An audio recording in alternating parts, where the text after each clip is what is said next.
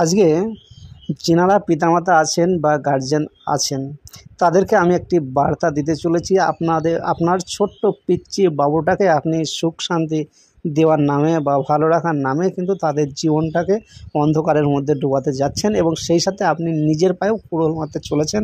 আপনার জীবনটাও কিন্তু অন্ধকারের ভিতর ডুবে যেতে চলেছে।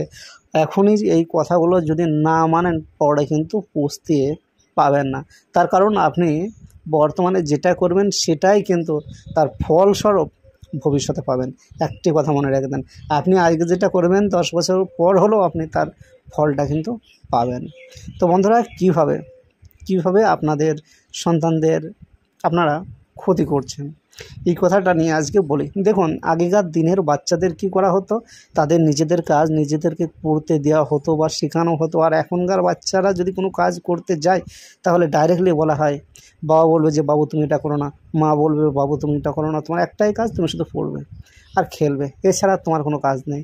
আর ওই মোবাইল হাতে ধরিয়ে দেওয়া হচ্ছে, স্মার্টফোন, এতেই তারা কিন্তু ওই পুরো দিনটা ওটার মধ্যেই কিন্তু সময়টা কাটিয়ে দিচ্ছে, আর অন্য কিছু করছে না।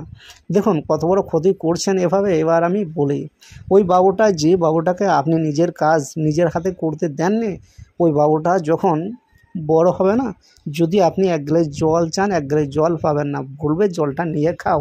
আপনি তখন কষ্ট পাবেন যে আমার ছেলে আমার সন্তান কেন এমনটা হচ্ছে, মানে কারো কথা শুনে এমনটা হলো, কেন এতটা খারাপ হলো। দেখুন, আপনিই তো এটা করেছেন ছোট থেকে, আপনিই তো সব কিছু করতে বারণ করেছেন, আপনিই তো অলস বানিয়েছেন।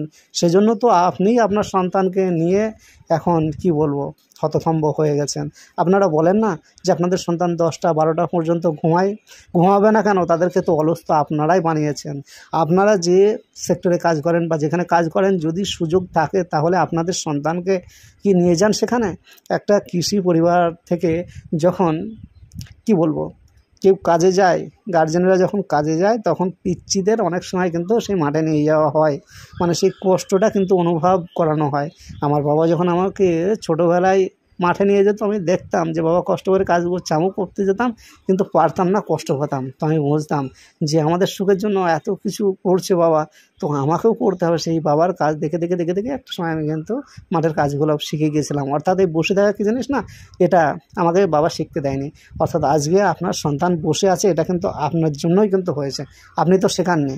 ছোটোবেলায় যদি বাচ্চাদের কোনো কিছু শেখান, সেটা বাচ্চাদের কাছে কিন্তু বোঝা হবে না, সে বিষয়ে সে কিন্তু এক্সপার্ট হয়ে যাবে, পারদর্শী হয়ে যাবে এবং অতি সহজেই কিন্তু সে কাজটি করে ফেলবে। যদি বাবুদের ছোটোবেলায় রান্নার কাজ শেখান, তাহলে কী হবে বলুন তো, সেই বড়ো হয়ে কিন্তু রান্নাটা হামেশাই করতে পারবে, আর কোনো কিন্তু অসুবিধা হবে না। এবার ছোটোবেলায় আপনি রান্না শেখাননি, বড়ো হলে আপনি ভাবছেন যে বাবুর হাতে আপনি রান্না খাবেন, সেটি কীভাবে সম্ভব হতে পারে? সে বাবু আপনাকে কিন্তু ভাত খাওয়াবে না, বরং কী করবে, বৃদ্ধাশ্রমে রেখে দিয়ে আসবে। কেননা আপনি তো বসে থাকা শিখিয়েছেন, তাহলে সে বসে থেকে আপনার মুখে সে বাবু ভাত কীভাবে তুলে দেবে, বৃদ্ধাশ্রমে রেখে দিয়ে আসবে। তো এখনও কিন্তু সময় আছে, যারা এই বিষয়গুলো জানে না বা জেনেও আমরা কিন্তু অবজ্ঞা করে এড়িয়ে চলতে চাচ্ছি, তাদেরকে বলছি যে এই ভুলটা করা মানে নিজের বিপদটা ডেকে আনা। এই ভুলটা করা মানে, আচ্ছা, বাবুদেরকে আমরা যদি কোনো কাজ করতে উৎসাহ না জাগাই, তাহলে কিন্তু সেই বাবুর হাতে যখন কোনো একটা কাজ আসবে, সে বাবু কি বলবো, মানে অলসের মতো থাকবে, কোনো কিছু করতে চাইবে না এবং নিজের কাজ নিজের কাছেই কিন্তু ভারী মনে হবে। এবং যদি কোনো বাধার সম্মুখীন হয়, সে বাধাকেও কিন্তু অতিক্রম করে উঠতে পারবে না। তাই ছোট থেকে কি বলবো, যদি ধাপ ধাপ করে এগিয়ে যায় না, তাহলে একটু বড় হলে দেখবেন আপনার আর কোনো সমস্যা হচ্ছে না, বাবুর জীবনও সুন্দর হয়ে গেছে, আর আপনি কিন্তু সেই সন্তানকে নিয়ে গর্ববোধ করবেন।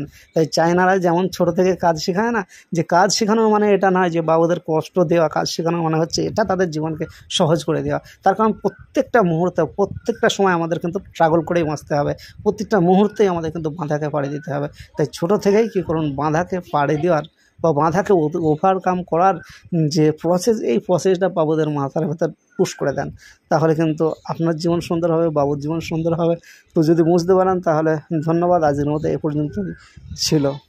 ভুল বুঝবেন না, দেখুন, ভুল বুঝবেন না, যাতে কিনা আপনার ও বাবুর জীবনটা সুন্দর হয়, সেই জন্য গুটি কয়েক কথা বললাম। এবার আমি কিন্তু কোনো মোটিভেশনাল স্পিকার না, যেটি বাস্তবতা থেকে আমি দেখেছি সেটিকেই কিন্তু আপনাদের সামনে তুলে ধরার চেষ্টা করলাম। তো যদি সম্ভব হয় তাহলে আপনারা মানবেন, আর যদি না মানেন তো কিছু বলার নেই। ধন্যবাদ, ভালো।